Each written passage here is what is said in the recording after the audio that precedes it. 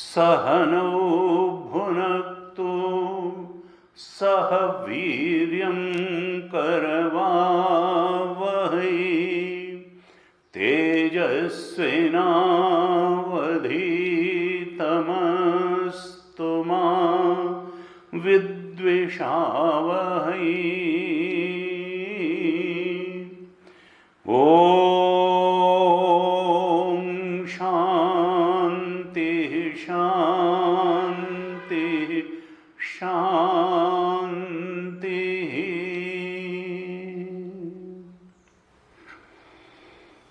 सदाशिवसमारम्भां शङ्कराचार्यमध्यमाम् अस्मदाचार्यपर्यन्तां वन्दे गुरुपरम्पराम्।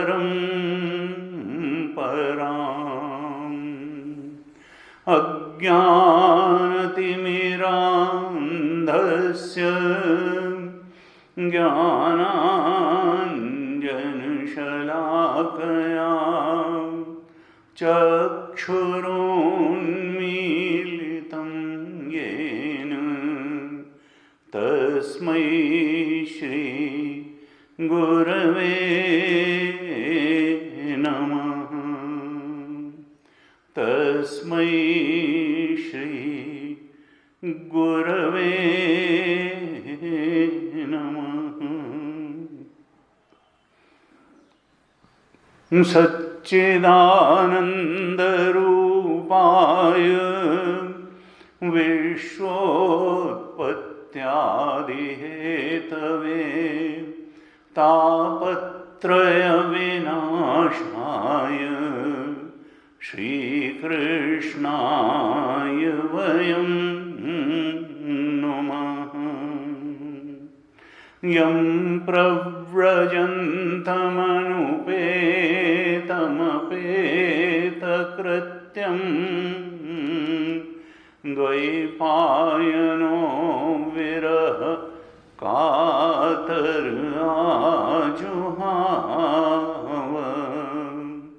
पुत्रेति तन्मयतया तरवोऽभिनेदुः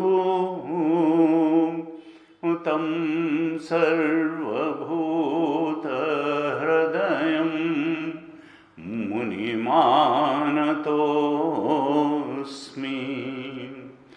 तं सर्वभूतहृदयं मुनिमानतोऽस्मि।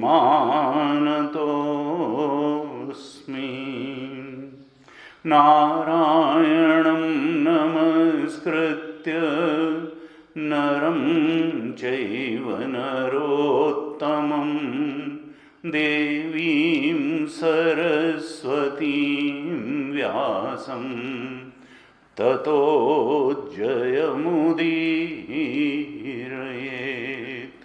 कृष्णाय वासुदेवाय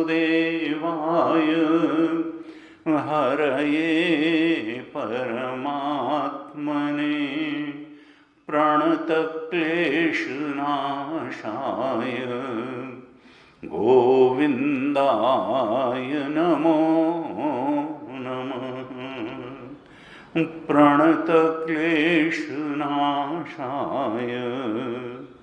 गोविन्दाय नमो नमः।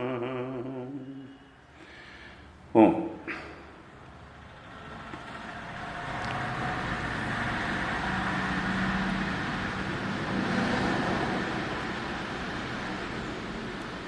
हमारे भारतीय चिंतन की, ऋषि चिंतन की परंपरा में उपनिषद को परम प्रमाण माना गया। गीता जी को उसके बाद दूसरे नंबर पर प्रमाण माना। ब्रह्मसूत्र को प्रमाण माना और इनके अनुकूल अंश में और ग्रंथों को प्रमाण मानते हैं। यानी इनमें जो ज्ञान जीवन के बारे में बताया गया है वो प्रामाणिक ज्ञान है। क्योंकि किसकी बात माने? जीवन में तो यही समस्या खड़ी होती है। माता की बात माने, पिता की बात माने, पड़ोसी की बात माने, स्कूल टीचर, यूनिवर्सिटी टीचर की बात माने, किसकी बात माने और किसकी कितनी बात माने? तो ऋषि चिंतन में कहा देखो, उपनिषद की बात 100% मानो, उससे अगर डिफर की हुई बात है तो अज्ञानजन्य धारणा है, वो सत्य नहीं है। सावधान हो जाओ, तलाश करोगे तो एक दिन जान भी जाओगे कि बात तो उपनिषद की ही सत्य है, बात तो गीता की ही सत्य है, बात तो व्यास भगवान ने जो ब्रह्मसूत्र में कही है सत्य वही है। हम अपनी धारणाओं में जन्म जन्मांतर से जिंदा हैं, इसलिए जो वासनाएं हमारे शरीर में आने का कारण हैं, हमारी परिस्थितियों का कारण हैं, उन वासनाओं से जब कोई बाहर की बात मेल खा जाती है तब हम कहते हैं कि नहीं नहीं, हमको तो उनका प्रवचन बहुत अच्छा लगता है। तुम्हारा अच्छा लगना सत्य का प्रमाण नहीं है। अच्छा लगने से सत्य का कोई मतलब नहीं है। अच्छा लगने से केवल इतना मतलब है कि तुम्हारी वासनाओं के अनुकूल वो है।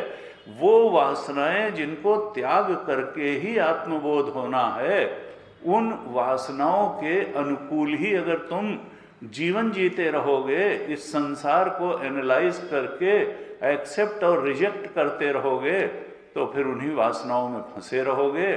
तुमको आत्म शांति नहीं प्राप्त होगी, आत्म सुख नहीं प्राप्त होगा। तुम अप्रामाणिक लोगों और अप्रामाणिक बातों को ही प्रामाणिक मान करके उन्हीं बातों में फंसे रहोगे जिनमें जन्म जन्मांतर से फंसे हो। अगर तुमने अच्छा लगने को प्रमाण मान लिया तो समझ लो अभी प्रमाण होता क्या है, यही बात तुम्हारी समझ में नहीं आई। अच्छा लगने वाली या बुरा लगने वाली चीजों से दूर रहना है। ये तुम्हारा अच्छा लगना या बुरा लगना सत्य का प्रमाण एकदम नहीं है। तो फिर सत्य का प्रमाण है क्या? कहा उपनिषद के वाक्य, गीता के वाक्य और प्रस्थान त्रयी कहा, उपनिषद, गीता और ब्रह्मसूत्र को, और कुछ लोग चतुर्थ प्रस्थान श्रीमद् भागवत को कहते हैं। क्योंकि ये इसमें व्यास भगवान ने कोई ऐसी बात नहीं कही है जो उपनिषद या गीता के विरुद्ध हो।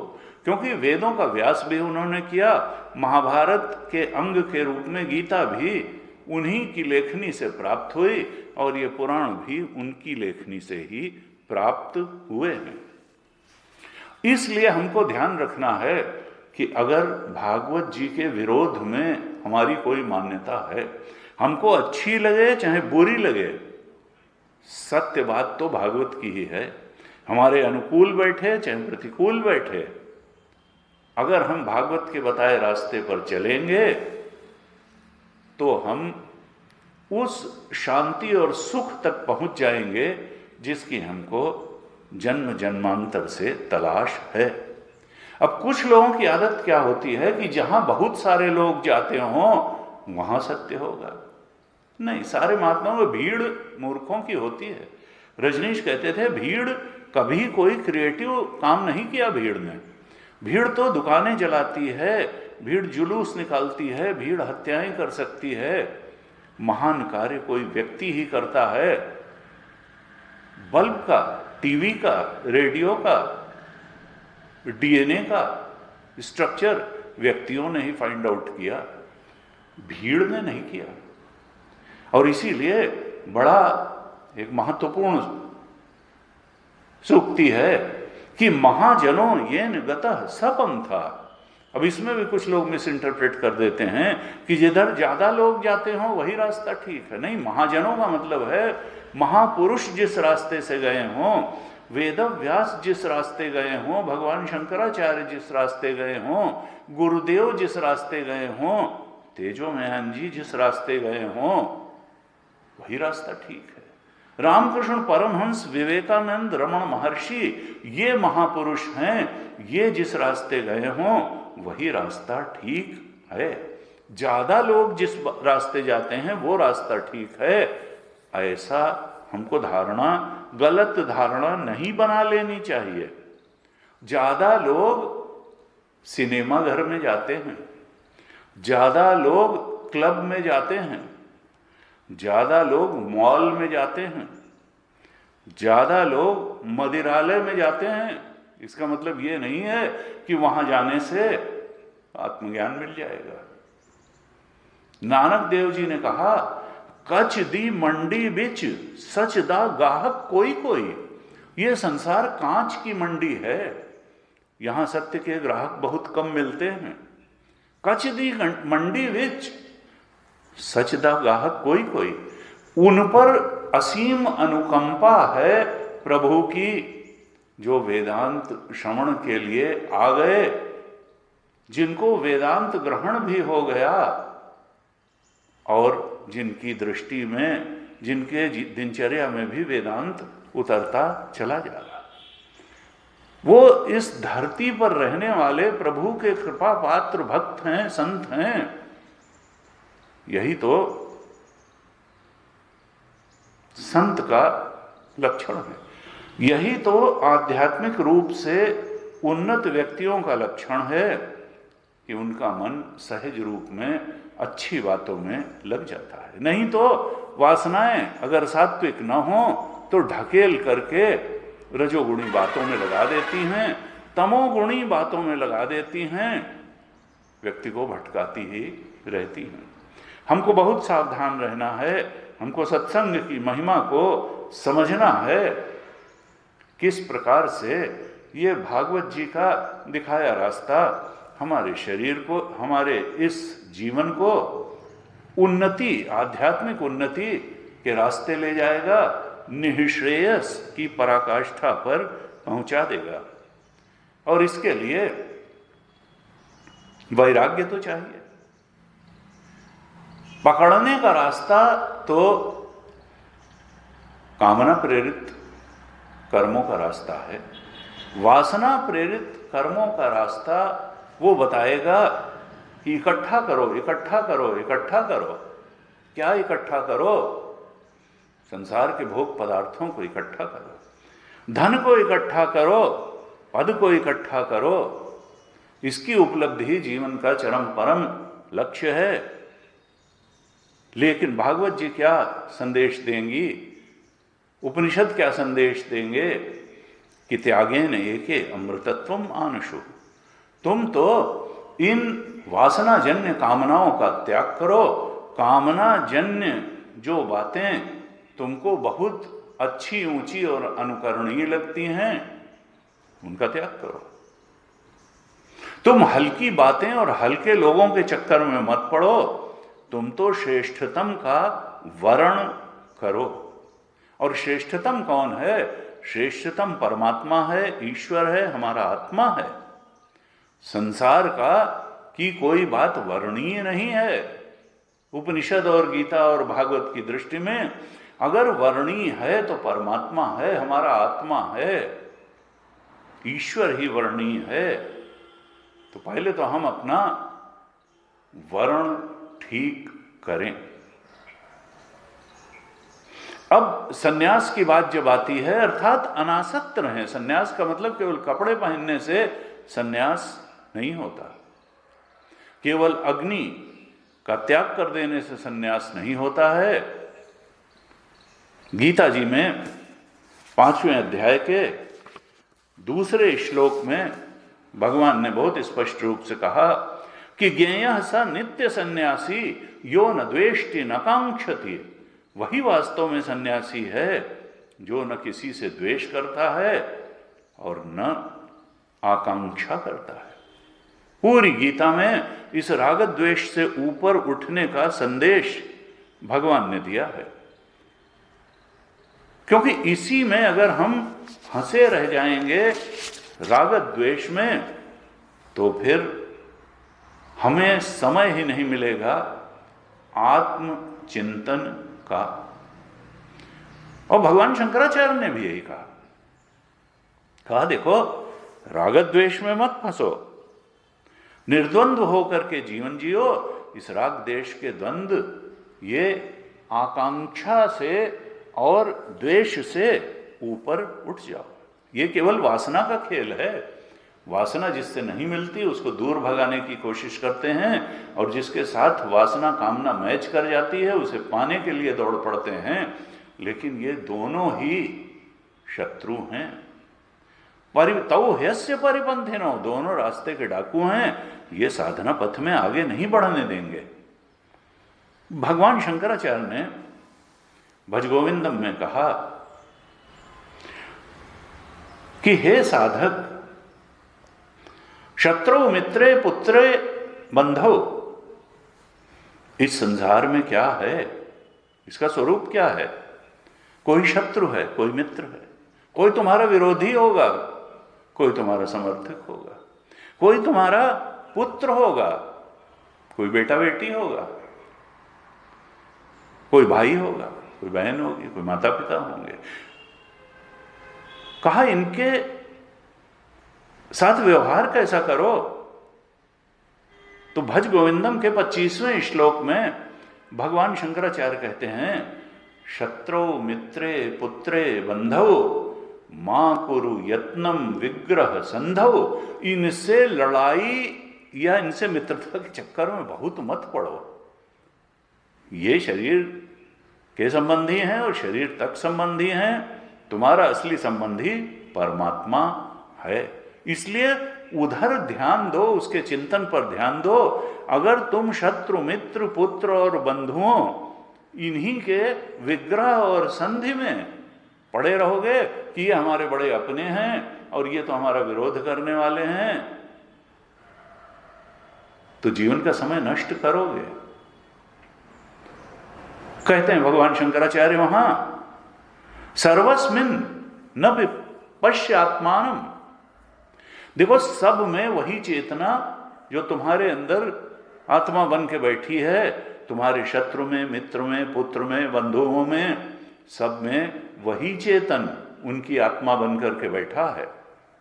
सर्वस्मिन् न पश्यात्माना, उनके अंदर जो चेतना है वो तुम्हारी चेतना से अलग नहीं है। तो फिर अलग क्या है? वासनाएं ही अलग हैं।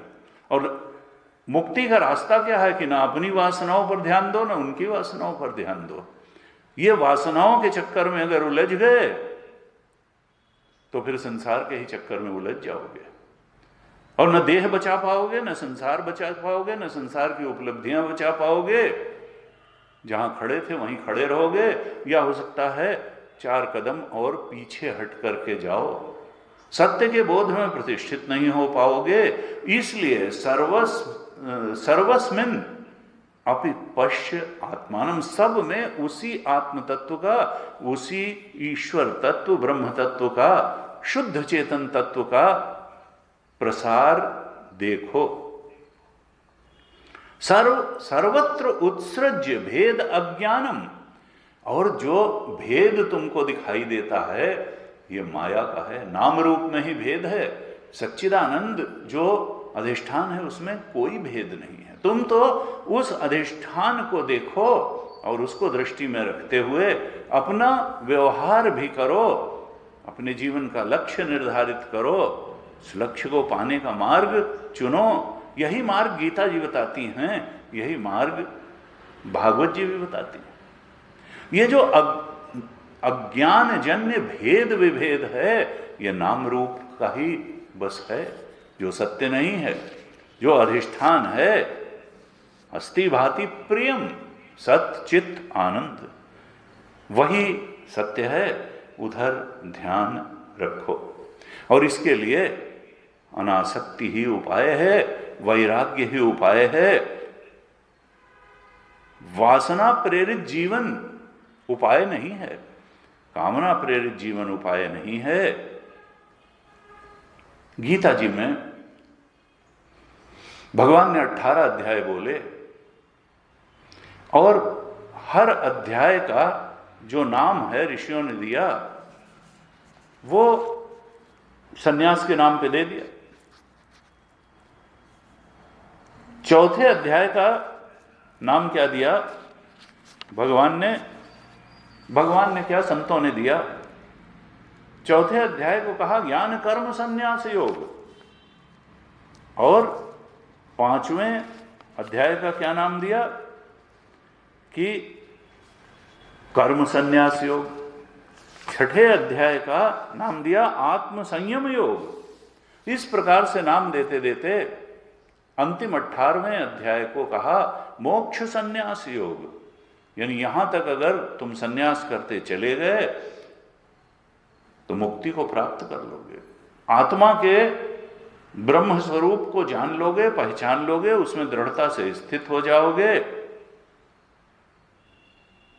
लेकिन इसके लिए क्या है कि तुम पहले लक्ष्य तो निर्धारित करो कि जीवन का लक्ष्य क्या पाना है, और फिर मनियत सबहि राम के नाते वो लक्ष्य तुम्हारी टॉप प्रायोरिटी का लक्ष्य हो, और बाकी के लक्ष्य सपोर्टिंग लक्ष्य हो, अवांतर लक्ष्य हो।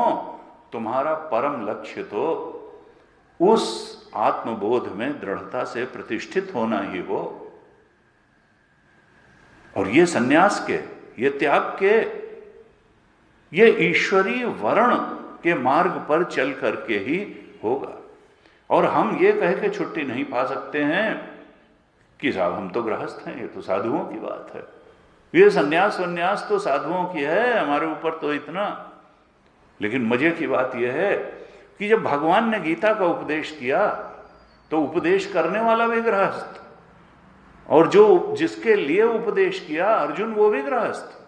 और हम इस दुहाई को दे करके अपने ही प्रति अपने उत्तरदायित्व से बच जाना चाहते हैं कि भाई हम तो गृहस्थ हैं। नहीं, गीता का उपदेश गृहस्थ अर्जुन के ही लिए किया गया और गृहस्थ कृष्ण ने ही किया। लेकिन क्या उपदेश किया कि सन्यास के रास्ते चलो, आसक्ति के रास्ते मत चलो, जानो कि मेरा जीवन किस उद्देश्य के लिए है।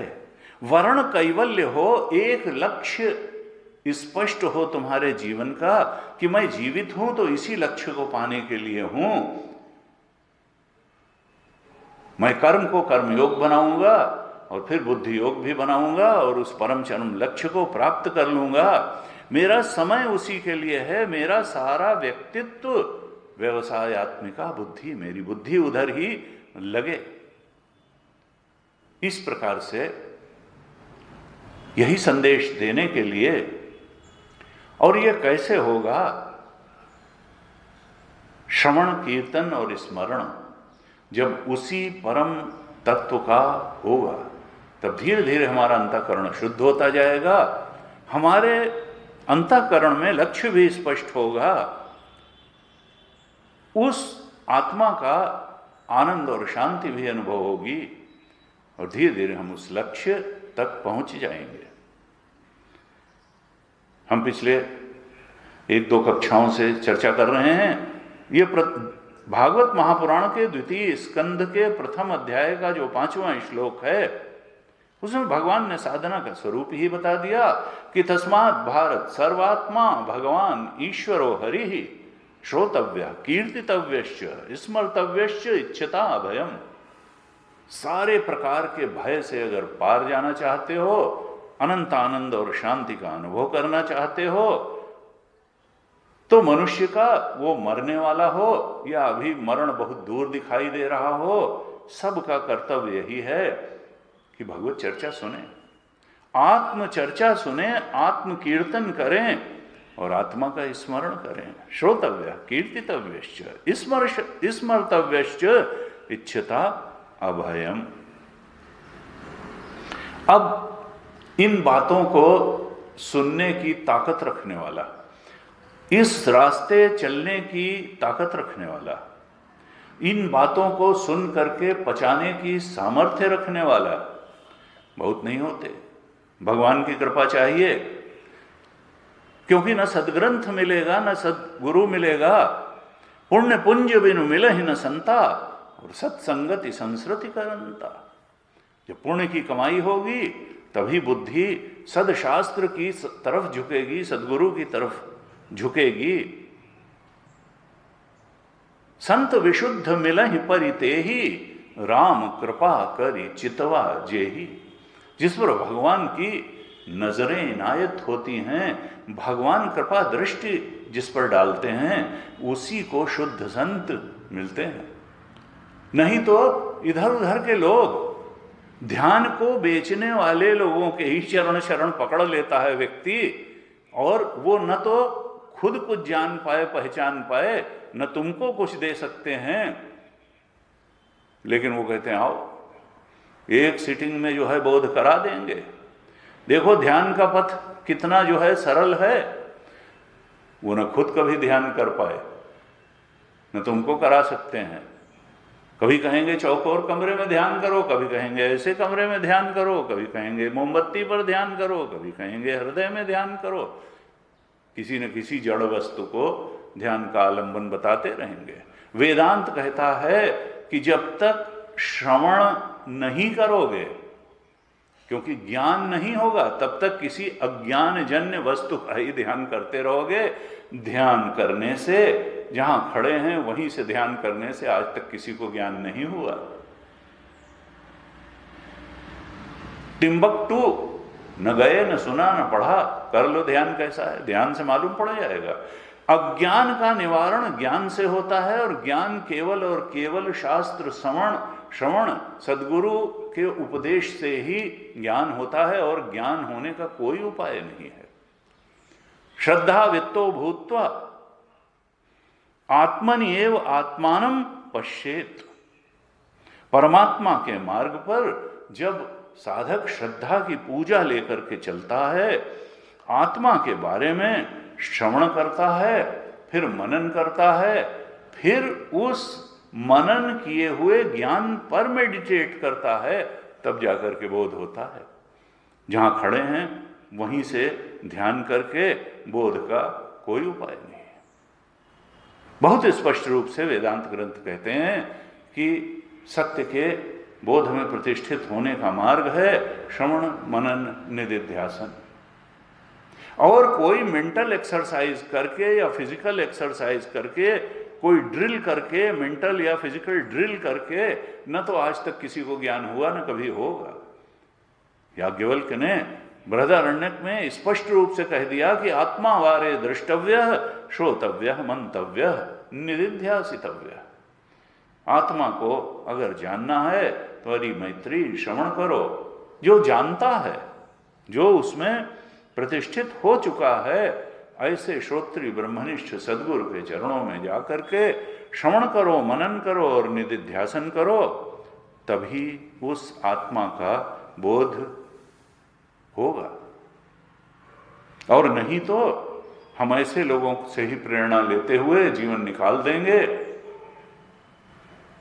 पड़ोसी से पूछेंगे कि भाई मरणासन्न है तो उसका कर्तव्य क्या है, बस मरने वाले हैं, वो कहेगा ऐसा करो वसीयत लिखवा लो। मरने वाले का सबसे प्रायोरिटी का काम क्या है कि वसीयत लिख दे, नहीं तो पता नहीं कौन कौन क्या क्या ले जाएगा, झगड़े में पड़ जाएगी जो जिंदगी भर जो है कमाया है तुमने जान दे दे करके। कहा नहीं, ये वसीयत लिखना लौकिक बुद्धि वालों का काम है। मरणासन्न का सबसे बड़ा कर्तव्य क्या है? प्रथम अध्याय के 5वें श्लोक में कहा सुखदेव महाराज ने कि श्रोतव्य कीर्तितव्यश्च स्मर्तव्यश्च इच्छिता। श्रवण करो, मनन करो, कीर्तन करो, उस सर्वात्मा भगवान ईश्वर और हरि का श्रवण मनन और कीर्तन करो। ये दूसरा स्कंध, ये दूसरा जो स्कंध जिसमें अभी हमने प्रवेश किया है, इसको संतों ने साधन स्कंध बताया। प्रथम स्कंध अधिकारी स्कंध था और ये दूसरा स्कंध साधन स्कंध है। इसमें साधन की बात बताई है और जो मुख्य साधन बताया है वो श्रवण ही है। श्रवण को मुख्य साधन बताया है और फिर उस श्रवण के लिए जो जो क्वालिटीज, जो जो अर्हताएं, जो जो अधिकारित्व चाहिए, वो तो हमें पैदा ही करना होगा। अगर साधन चतुष्टय संपन्न व्यक्ति ही ठीक तरह से श्रवण कर सकता है तो हमको साधन चतुष्टय से संपन्न होना ही होगा। अगर श्रद्धावान लभते ज्ञानम है तो श्रद्धा वित्तो भूत्वा, श्रद्धा रूपी धन से धनी हो करके तभी हमको भागवत सुनेंगे, तब हमको बोध होगा, ज्ञान होगा। और ज्ञान का फल क्या है कि सर्व देश में, सर्व काल में और सर्व रूप में परमात्मा का अनुभव हो। वही परमात्मा जगत रूप में प्रकट हुए हैं। सारे देश में वही व्याप्त हैं, सारे काल में वही व्याप्त हैं और सारी वस्तुओं में भी वही परमात्मा व्याप्त है या हमारा आत्मा व्याप्त है। उस आत्म तत्व से अलग कुछ भी नहीं है। ये गहरा बोध होना, यही तो सारे साधनों का फल है। ऐसा भागवत जी अभी बार बार बताने वाले हैं। कल हमने 15वें श्लोक तक चर्चा की थी, प्रथम अध्याय के 15वें श्लोक तक चर्चा की। इसके बाद शुकदेव महाराज कहते हैं, 17वें श्लोक में कहते हैं, अभ्यसेन मनसा शुद्धम त्रिव्रत ब्रह्माक्षरम परम मनो यच्छेद जित श्वास ब्रह्म बीजम अविस्मरन्। अभ्यासेन मनसा शुद्धम। हम अभ्यास द्वारा अपने मन को शुद्ध कर लें। अभ्यास क्या करना है? श्रवण मनन निधिध्यासन। और फिर अभ्यास द्वारा जब मन शुद्ध हो जाए, सात्विक हो जाए, एकाग्र हो जाए, तब फिर ओंकार का, प्रणव का जप करें। ब्रह्माक्षरम परम। तीनों जो मात्राएं हैं, आ उ मा, उन मात्राओं से मिलकर के बने हुए जो एकाक्षर मंत्र है ओंकार, उसका जप करें। और फिर इस जप के द्वारा मन को एकाग्र करें, मन को साधना से विपरीत बातों से हटाएं, लेकिन लौकिक कार्य करते हुए भी प्रणव को और प्रणव के अर्थ को कभी भूले नहीं। ब्रह्म बीजम अविस्मरन् मनो यच्छेद जित श्वास। हम प्राणायाम भी करें और एक एक उच्छ्वास और निश्वास के साथ इनहेल और एक्सहेल करते हुए श्वास का जप करें, ओंकार का जप करें। इस प्रकार से मन को भी जीत लें और प्राण को भी जीत लें। लेकिन जो ब्रह्म बीज है ओंकार प्रणव अविस्मरण, उसको भूले नहीं। और इस तरह से जब हम करेंगे तब उसका शुभ परिणाम क्या निकलेगा कि बुद्धि जो है और मन विषयों से धीरे धीरे विरक्त होने लगेगा। और नहीं होता है तो हमको प्रयास पूर्वक ऐसा करना चाहिए कि बुद्धि में विवेक जगा करके शास्त्र और संतों से के उपदेश से पवित्र हुई विवेकी बुद्धि द्वारा मन को भी विषयों से हटाएं और इंद्रियों को भी विषयों से परावृत करें, हटा लें। नियच्छेद विषयोभ्य अक्षान मनसा बुद्धिसारथी, बुद्धिसारथी द्वारा मनसा मन को भी हटाएं, इंद्रियों अक्षान इंद्रियों को भी हटाएं। कहां से? विषयेभ्य विषयों से नियंत्रित करें, नियच्छेद। और फिर क्या करें? कहते हैं मनः कर्मा भी आक्षिप्तम, ये मन जो है घसीट घसीट करके कहता है कामना पूर्ति के लिए कर्म करो, चलो अब हमको ये चाहिए, ये चाहिए, ये चाहिए, इसके लिए कर्म में उतरो, ये करो, ये करो। ये कर्म से चंचल हुए मन को, कर्म से कर्म भी आक्षिप्तम मनः, इसको रोक लो बुद्धिसारथी द्वारा, विवेकी बुद्धि द्वारा। ये कर्मेच्छा या भोगेच्छा से विक्षिप्त हुए मन को विषयों की ओर दौड़ने से रोक लो। और फिर क्या करो? शुभार्थे धारयेद्धिया, फिर अपनी बुद्धि को जो शुभ अर्थ है, शुभ अर्थ क्या है? भगवान से ज्यादा शुभ क्या होगा? ईश्वर से ज्यादा, उन ईश्वर हरि से ज्यादा शुभ क्या होगा? आत्मा ब्रह्म से ज्यादा शुभ क्या होगा? शुभार्थे धारयेद्धिया, उन परम शुभ स्वरूप परमात्मा में अपनी बुद्धि को लगा दो, मन को लगा दो और इंद्रियों को भी लगा दो। चरण राम तीर्थ चल जाही, राम बसहु तिनके मन माही। जिनके श्रवण समुद्र समाना, श्रवण ये कान परमात्मा की बात सुनकर के ही अघाएं, ये चरण भगवान के दर्शन करने के लिए मंदिर में ले जाने के लिए उठे, भीड़ की जगहों में नहीं। चरण राम तीर कर नित करहि राम पद पूजा, ये हाथ किस लिए दिए गए हैं? भगवान के पूजन के लिए, भगवान के सामने जुड़ने के लिए, भगवान के सामने नमन करने के लिए ये सिर मिला है, ये हाथ मिले हैं।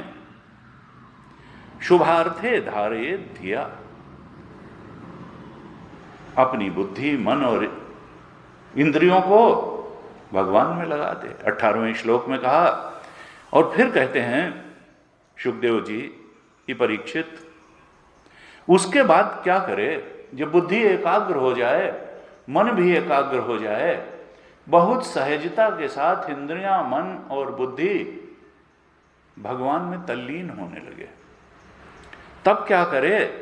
तत्र एक अवयम ध्यायेत अव्युच्छिन्नेन चेतसा। तब क्या करे? यहां साकार रूप का ध्यान बता रहे हैं भगवान के। तब भगवान के एक एक अंग का ध्यान करना प्रारंभ करें। जो भी इष्ट है, ये नहीं है कि हम निर्गुण का ही ध्यान करें या सगुण का ही ध्यान करें। प्रारंभ में हम जो भी हमारा इष्ट है उसका हम ध्यान कर सकते हैं। कृष्ण का ध्यान करें, राम का ध्यान करें, शिव का ध्यान करें, दुर्गा देवी का ध्यान करें। हमारा जिस भी पवित्र आलंबन में मन लगता हो उसका ध्यान करें और उनके एक एक अवयव का ध्यान करें। तत्र एक अवयवम ध्यायेत, नख से लेकर के शिख तक का ध्यान करें और उनके अनुग्रह का भी ध्यान करें और उनकी मुस्कुराहट का, उनकी कृपा का भी ध्यान करें, उनकी जीवंतता का ध्यान करें, उनकी कृपालुता का ध्यान करें। कहा और कैसे करें? मनो निर्विषयम युक्त्वा ततः किंचन न स्मरेत। अपने मन को फिर जब हम अपने इष्ट का ध्यान कर रहे हों, उनके एक एक अंग का ध्यान कर रहे हों, तो फिर मन से और कुछ न सोचें, फिर संसार की दूसरी बातों को न सोचें। विषयों के चिंतन से मन को हटा लें।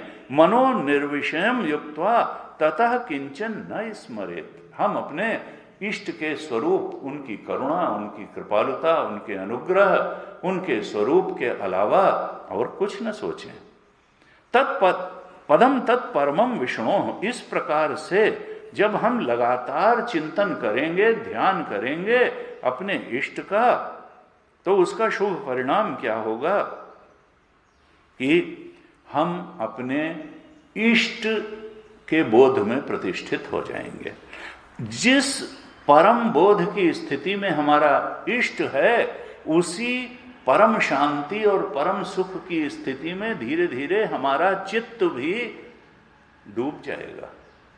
कहा यही तो विष्णु का परम पद है, और उस परम पद में डूबने से मनो यत्र प्रसीदति, मन जो है उन परमात्मा के प्रसाद से, उनके संतोष, तृप्ति, अनुग्रह से भर जाता है, अनंत शांति और सुख का अनुभव करता है। फिर शुकदेव महाराज थोड़ा से ध्यान के व्यवधानों के बारे में बताते हैं, क्योंकि अत्यंत सात्विक, पवित्र और निर्मल चित्त इस प्रकार से एकाग्र होकर के लगातार भगवान के, अपने इष्ट के सगुण स्वरूप पर, साकार स्वरूप पर ध्यान कर पाएगा। लेकिन जब भी रजोगुण और तमोगुण सिर उठाएगा, उस समय रजोगुण मन को विक्षिप्त करेगा और तमोगुण कहेगा बहुत हो गया, उठो भाई, चाय वाय पियो, अब बहुत देर ध्यान हो गया। तमोगुण चित्त को मूढ़ बनाएगा और रजोगुण चित्त को विक्षेप से भरेगा।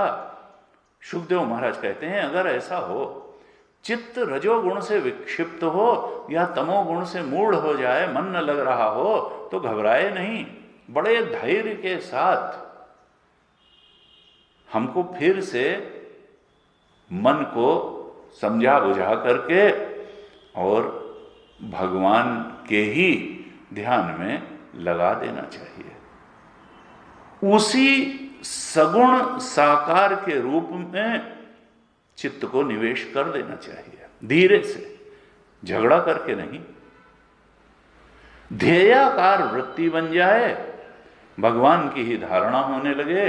अगर हम बार बार यतो यतो निश्चरति मनश्चंचलम अस्थिरम ततः ततः नियम्येतत् आत्मनि एव वशम नयेत, शनैः शनैः रुपर्मेत बुद्ध्या धृतिगृहीतया आत्मसंस्थम मनः कृत्वा न किंचिदपि चिंतयेत। बिल्कुल यही बात ध्यान के लिए गीता जी भी बताती हैं कि मन भटकता है तो धीरे से उसको फिर से आत्मचिंतन में, इष्ट चिंतन में लगा दे। इस प्रकार की धारणा जब लंबे समय तक हम करेंगे, तब शुकदेव महाराज कहते हैं कि उस साधक को भक्ति योग की प्राप्ति हो जाती है। वो भगवान को तुरंत देखता है ध्यान में बैठते हुए ही, और उसको हृदय में भक्ति नर्तन करने लगती है, भक्ति योग जागृत हो जाता है। ये जब बताया शुकदेव जी ने, तब परीक्षित पूछते हैं कि भगवान, आपने धारणा को भक्ति योग की प्राप्ति का उपाय बताया, ये धारणा किस प्रकार से की जाती है? धारणा का स्वरूप क्या है? वह धारणा जो मनुष्य के मैल को मिटा देती है। हरेत आशु पुरुषस्य मनोमलम, जो मन के मैल को मिटा देती है धारणा, उसका स्वरूप क्या है? किस प्रकार से, किस साधन से, किस आलंबन को लेकर के इस धारणा को करें? ये धारणा का स्वरूप क्या है? शुकदेव जी कहते हैं, परीक्षित, इसके लिए तुमको चरणबद्ध तरीके से ध्यान की गहराइयों में उतरना होगा। और यहां जो बातें बताई गई हैं वो करीब करीब महर्षि पतंजलि द्वारा बताए गए अष्टांग योग से बहुत मिलती जुलती हैं।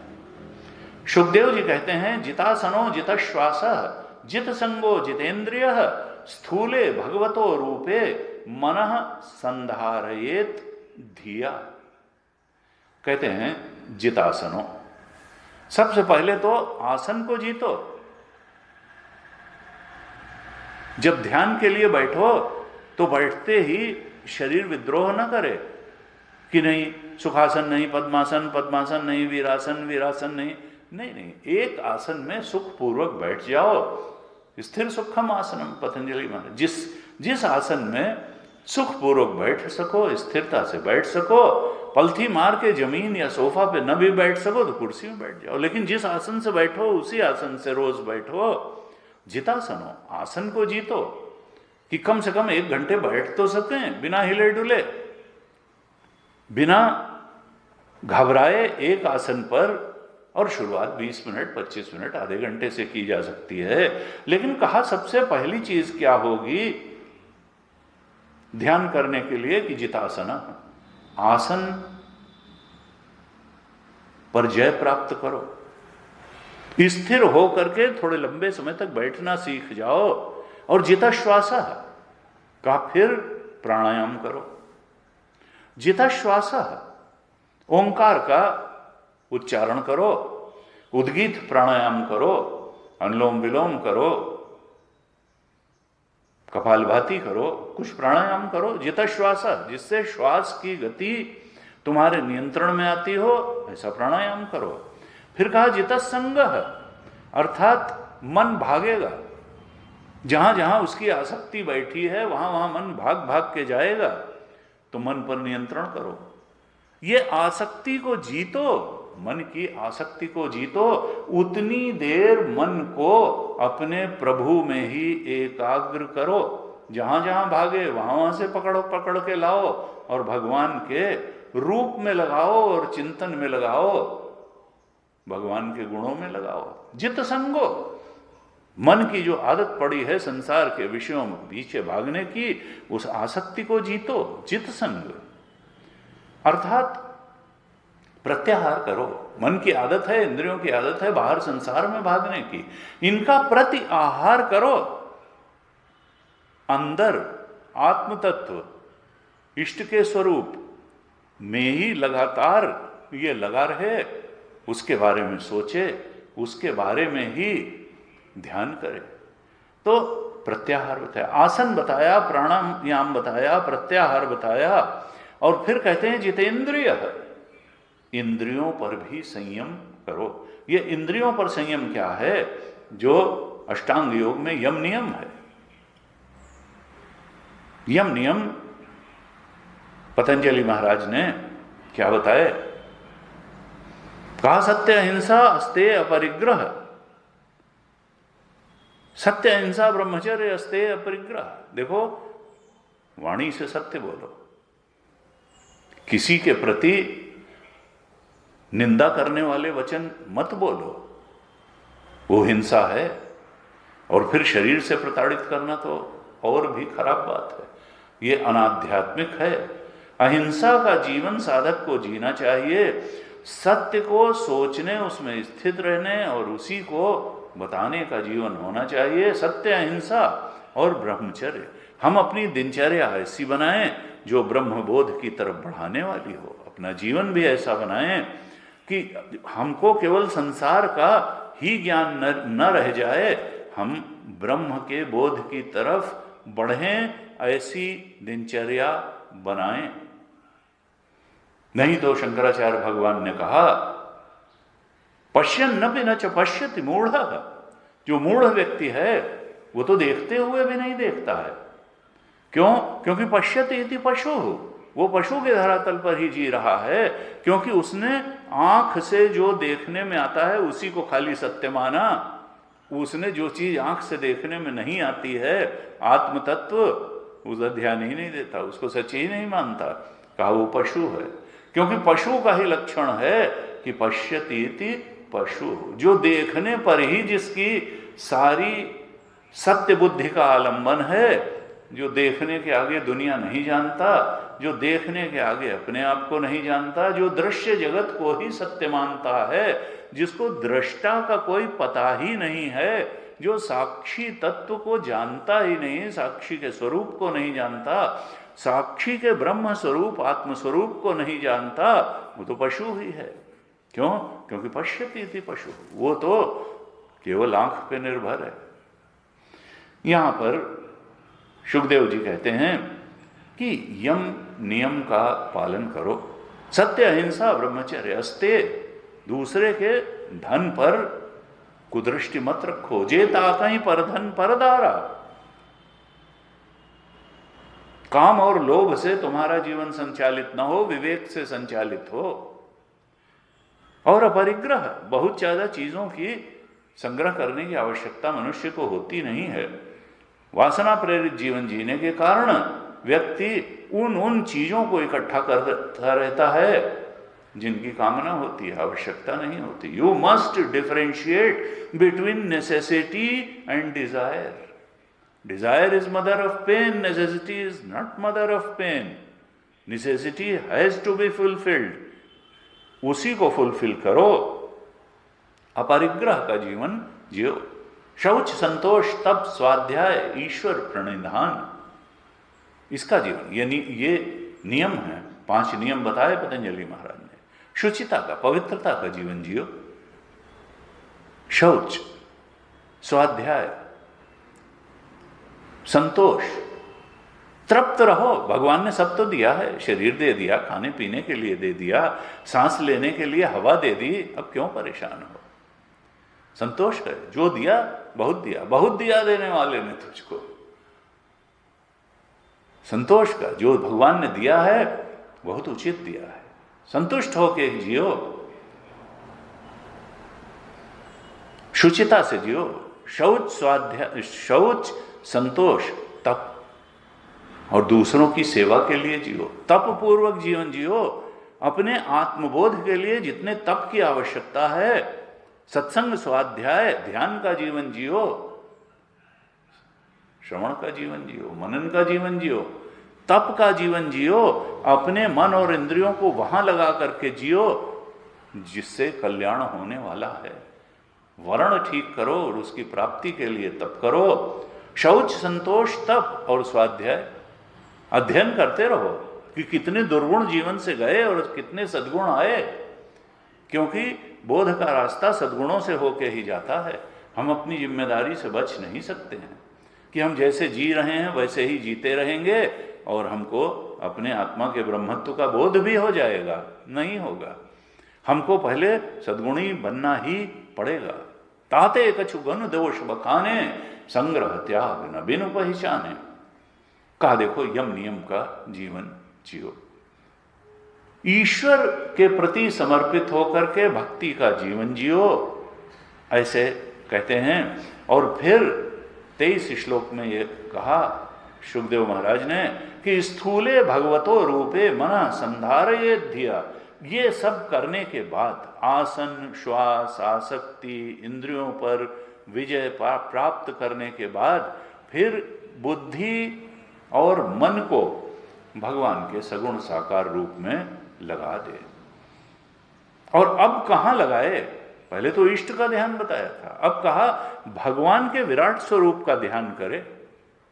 पद पाताल शीस अजधामा, जो विराट रूप है, ये सारा ब्रह्मांड 14 भुवन भगवान के ही अंग हैं।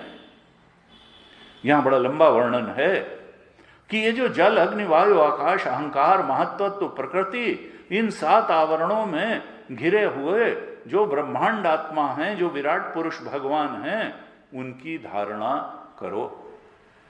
विराट पुरुष का स्वरूप बताया, उनकी धारणा करने को बताया।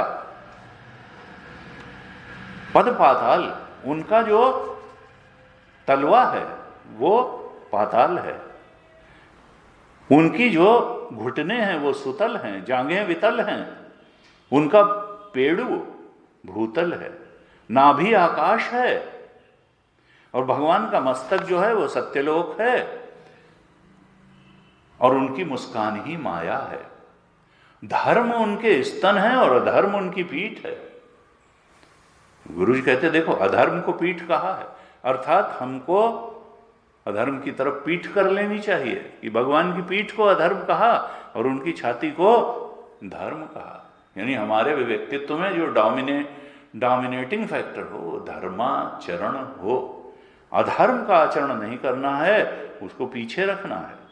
कहा वायु ही उनकी श्वास है, काल ही उनका चलना है, और गुणों का निरंतर चक्कर लगाते रहना, तीनों गुणों का, यही उनका कर्म है। कहा मन उनका क्या है? चंद्रमा ही उनका मन है, चंद्रमा मनसो जाता है। और जो महत्तत्व है वो उनका चित्त है, अहंकार। रुद्र उनके अहंकार कहे गए हैं।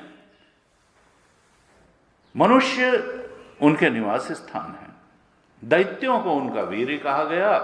ब्राह्मण उनके मुख कहे गए, क्षत्रिय भुजाएं, वैश्य जंघाएं, और शूद्र उन विराट पुरुष के चरण हैं। इस प्रकार से भगवान के विराट रूप का वर्णन किया गया और उसके ध्यान के लिए शुकदेव महाराज बताते हैं।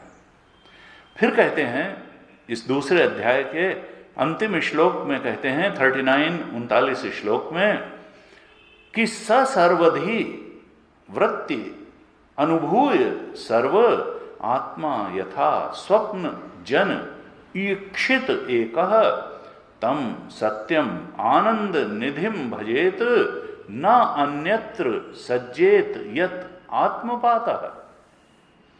कहते हैं कि यथा स्वप्न जन ईक्षित एक, स्वप्न देखने वाला जो है वो तो एक ही होता है, और उसकी चेतना ही अनेक रूप धारण करके स्वप्न सृष्टि की विविधताओं के रूप में दिखाई देती है।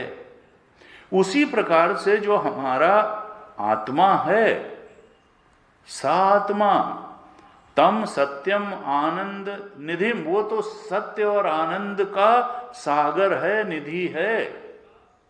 लेकिन सर्वधि वृत्ति अनुभूत सर्वम, वो वृत्तियों का रूप धारण करके इस जागृत सृष्टि का अनेक अनेक रूप से अनुभव करता है। लेकिन वो अनुभव करने वाला जो परमात्मा है, आत्मा है, वो तो एक ही है। जैसे स्वप्न का अनुभव करने वाला एक है, लेकिन अनुभव की जाने वाली सृष्टि वो भेदपूर्ण है, अनेकता से भरी हुई है। इसी प्रकार इस जागृत का अनुभव करने वाली जो सत्ता है, चेतन सत्ता है, आत्म सत्ता है, वो तो एक ही है। लेकिन वृत्तियों और वासनाओं के कारण उपजा हुआ ये संसार भेद विभेद से पूर्ण है। देखने वाला सत्य है, देखी जाने वाली चीजें सत्य नहीं हैं। स्वप्न में जैसे भेद विभेद से भरी हुई सृष्टि सत्य नहीं थी, वो देखने वाला चेतन ही सत्य था। जागृत में भी बिल्कुल वैसा ही है। जो देखने वाला दृष्टा है, साक्षी है, आत्मा है, जो सत्स्वरूप है, जो आनंद स्वरूप है, जो सत्यम आनंद निधिम है, सत्य तो वही है। दिखाई देने वाली अनेक अनेक बातें भेद विभेद से भरी हुई, न वृत्तियां सत्य हैं, न विषय सत्य हैं, न संसार के भेद विभेद सत्य हैं। तो करे क्या कि ना अन्यत्र सज्जेत यत आत्मपातः, और किसी वस्तु में आसक्ति नहीं करनी चाहिए, आत्मा का ही भजन करना चाहिए। उस सत्य आनंद निधि, उसको आत्मा कहें, परमात्मा कहें, उसी का चिंतन करो, उसी का भजन करो, क्योंकि उससे हट करके जो बातें हैं और सत्य लगती हैं वो सब आसक्ति का हेतु हैं और अधा पतन का हेतु हैं। आत्मपातः, उनसे अगर लगाव रखेंगे तो हम आत्मा के बोध से च्युत हो जाएंगे, नीचे गिर जाएंगे। आत्मा को छोड़ करके अन्यत्र आसक्ति रखना वो तो पतन का हेतु है। तुलसीदास जी ने बहुत ही सूत्र रूप में कह दिया। पार्वती जी को उपदेश करते हुए भगवान शंकर कहते हैं, उमा कहूं मैं अनुभव अपना, सत हरि भजन जगत सब सपना। पार्वती जी से कहते हैं उमा कहाँ हूँ मैं तो, वो तो त्रिकालज्ञ हैं, सर्वज्ञ हैं भगवान शंकर।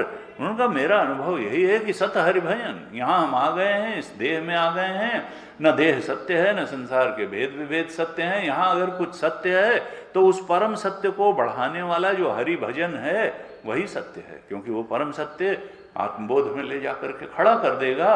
सत हरि भजन जगत सब सपना। वो अंतर्यामी चेतन वो एक है, ब्रह्म चेतन एक है। जब वासना ग्रस्त हो जाता है, वासना आक्रांत चेतन हो जाता है, जीव चेतन बन जाता है, तो वो अभिमानी चेतन ही अनेक रूप में अनुभव में आता है। वासना से ग्रस्त न हो तो फिर वो तो ब्रह्म चेतन है। असंगो हम असंगो हम असंगो हम सदा शिव। तो शुकदेव जी का संदेश क्या है कि भगवान का चिंतन करो, भगवान की धारणा करो, भगवान का ध्यान करो, भगवान का कीर्तन करो, भगवान के साथ एक रूप हो जाओ और ऐसे मन शुद्ध होता चला जाएगा। और भगवान की जो शांति है वो हमारे हृदय में उतरती चली जाएगी। इस प्रकार से यह पहला अध्याय पूरा होता है। दूसरे अध्याय में फिर शुकदेव जी आगे अपनी बात को बढ़ाते हुए कहते हैं कि जब सृष्टि का आरंभ होना था तो एक सती था, सदैव सौम्य इदम अग्रे आसीत। छांदोग्य में कहा कि जब कुछ नहीं था तो एक सत्य ही था, एक चेतन तत्व ही था। तो सत्य के जब सृष्टि का आरंभ होना था तब ब्रह्मा जी उत्पन्न हुए। भगवान नारायण के नाभि कमल से ब्रह्मा जी उत्पन्न हुए और उनको समझ में ही नहीं आया कि मैं हूं कौन और क्यों पैदा हुआ हूं, मुझे करना क्या है। और तब आकाशवाणी हुई, तब उन्होंने तस्य ज्ञानमयम तपः, ज्ञान रूप तप किया, भगवान की धारणा की। और उनकी धारणा से प्रसन्न भगवान ने उनकी पूर्व जन्म की स्मृति को जागृत कर दिया। भगवान ही स्मरण कराने वाले हैं। ज्ञानम अपोहनम च, भगवान ही स्मरण देने वाले हैं, भगवान ही ज्ञान देने वाले हैं और भगवान ही भुलाने वाले भी हैं। मत्तः स्मृतिर ज्ञानम अपोहनम च। भगवान ने 15वें अध्याय के 15वें श्लोक में कहा मैं ही स्मरण देने वाला हूं, मैं ही ज्ञान देने वाला हूं और मैं ही विस्मरण कराने वाला भी। तो जो विस्मृति हो गई थी ब्रह्मा जी को, वो पुनः स्मृति भगवान ने प्रसन्न होकर के दे दी। भगवान के आशीर्वाद से जो उन्हें धारणा द्वारा प्राप्त हुआ तो ब्रह्मा जी की दृष्टि अमोघ हो गई। उनके चित्त पटल पर बिल्कुल स्पष्ट हो गया कि मुझे संसार की रचना कैसे करनी है, किस कार्य के लिए मैं अवतरित हुआ हूं। और फिर पूर्व कल्प में जैसा जगत था वैसा ही जगत की रचना उन्होंने कर दी। शुकदेव जी कहते हैं कि देखो परीक्षित, संसार में अनेक अनेक तरीके की बातें कही जाती हैं और वेदों की भी वर्णन शैली ऐसी है कि कभी कर्मकांड की बात की जाती है, कभी उपासना की, कभी ब्रह्म ज्ञान की, तो व्यक्ति कंफ्यूज हो जाता है। और मनुष्य की बुद्धि तो वैसे भी बाहर देखती है और इन व्यर्थ नाम और रूपों के चक्कर में फंस जाती है। ये जीव ये जगत में ही वासना के स्वप्न, वासना पूर्ति से प्राप्त होने वाले सुख का जैसे सपना देखते हुए भटकने लगता है। लेकिन न इस धरती पे कहीं सुख है, न स्वर्ग में सुख है। सुख तो आत्मा का धर्म है। इसलिए कहते हैं विद्वान पुरुष को क्या चाहिए कि पदार्थों से, ये जो नाम रूप वाले पदार्थ हैं, उनसे उतना ही व्यवहार करे जितने से जीवन चलता रहे। व्यर्थ में पदार्थों का संग्रह करने, उनके साथ व्यवहार करने की आवश्यकता नहीं है। और जब व्यवहार भी करे तो दृष्टि अपनी कैसी बनाए रखे, अप्रोच कैसा रखे कि ये नाम रूप जितने हैं, जो भी पदार्थ हैं, ये आने जाने वाले हैं, ये रहने वाले नहीं हैं। कहा वो निस्सार हैं, अभी हैं, कल नहीं रह जाएंगे। फिर हमारा शरीर हो या संसार के पदार्थ हो, अपनी बुद्धि को उन पदार्थों की निस्सारता के निश्चय से परिपूर्ण रखे। ऐसा भागवत में कहा। एक क्षण के लिए भी असावधान न हो, जान ले कि संसार की स्थिति क्या है, दृश्य जगत की स्थिति क्या है और दृष्टा की स्थिति क्या है, परमात्मा की स्थिति क्या है। फिर शुकदेव जी कहते हैं कि तुम व्यर्थ ही संसार जुटाने के चक्कर में भटकते हो। तुम प्रारब्ध ले करके आए हो तो प्रारब्ध पर्यंत ये शरीर भी चलेगा और शरीर चलाने के लिए जो आवश्यकताएं होंगी, भोजन वस्त्र आदि की, वो भी पूरी होंगी। तुम अपना सारा जीवन इस शरीर की रक्षा करने और इंद्रियों को उनके भोग प्रदान करने में ही गंवा न दो। संसार के जो पदार्थ हैं वो प्रारब्धवश मिल जाएंगे, बिना परिश्रम के भी मिल जाएंगे। और जब बिना परिश्रम के ही वो मिल सकते हैं तो फिर व्यर्थ उनके लिए परिश्रम करने की आवश्यकता क्या है। और बात को बिल्कुल सन्यास की पराकाष्ठा तक ले जाते हैं शुकदेव जी, जो हम लोगों को बहुत अपील नहीं करेगी, अच्छी नहीं लगेगी। कहते हैं जब जमीन पर सोने से काम चल सकता है तो पलंग के लिए प्रयत्न करने से क्या प्रयोजन है।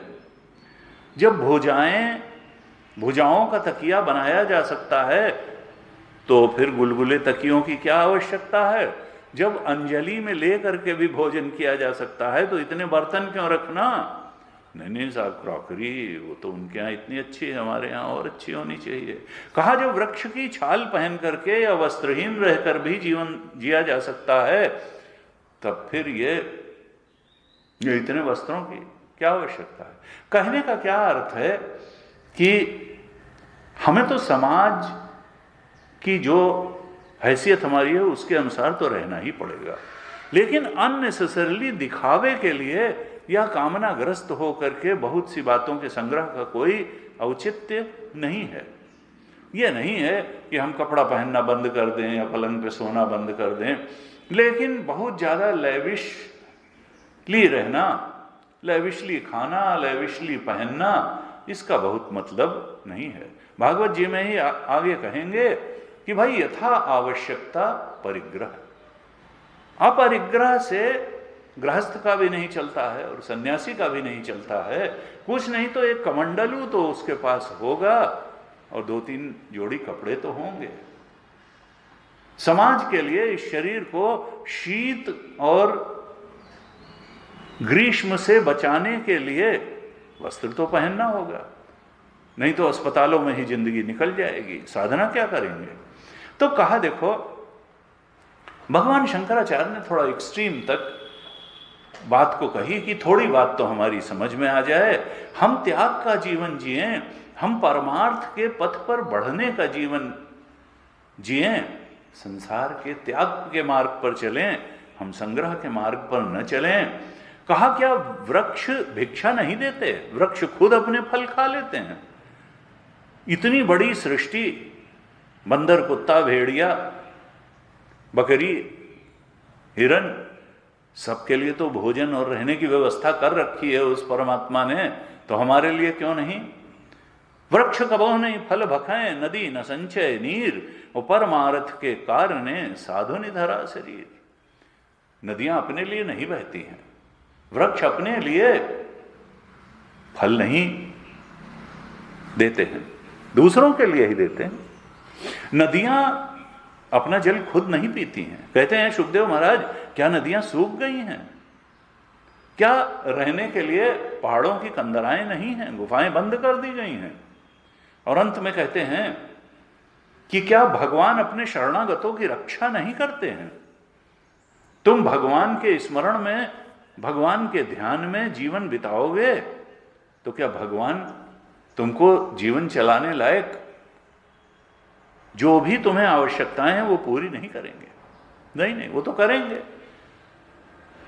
तेषाम नित्याभियुक्ता नाम योगक्षेम वहाम्यहम्, मैं तो तुम्हारे योग और क्षेम की रक्षा करूंगा और तुम इस गलतफहमी में हो कि तुम बचा लोगे अपने जीवन को। बचाने वाला परमात्मा है, पैदा करने वाला परमात्मा है, मारने वाला भी परमात्मा है।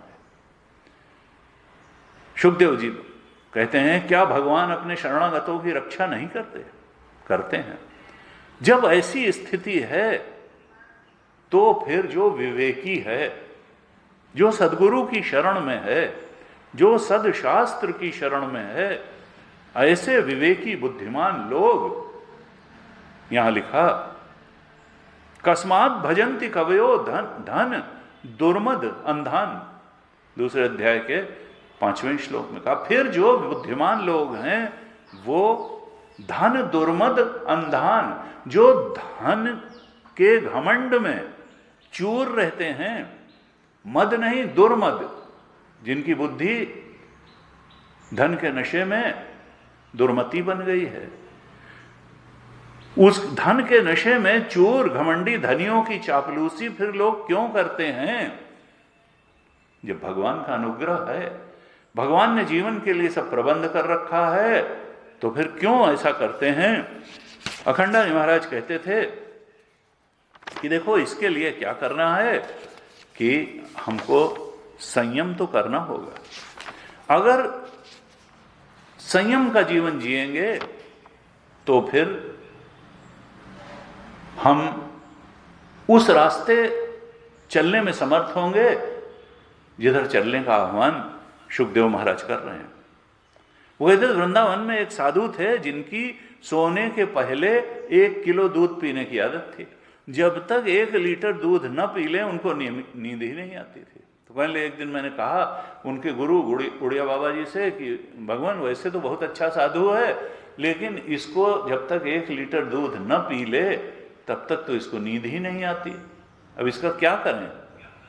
कहीं उड़िया बाबा ने कहा कि ये किसी सेठ का जेबी साधु बनेगा जो रोज शेर भर दूध पिए बिना जिसको नींद नहीं आएगी, जो आसक्ति को छोड़ नहीं पाएगा, भोजन की आसक्ति, रहने के लिए ऐसा कमरा चाहिए, खाने के लिए ऐसा भोजन चाहिए, पहनने के लिए ऐसे वस्त्र चाहिए, तमाम जो आसक्तियों को नहीं छोड़ पाएगा, तो उड़िया बाबा ने कहा वो किसी सेठ का जेबी साधु बनेगा।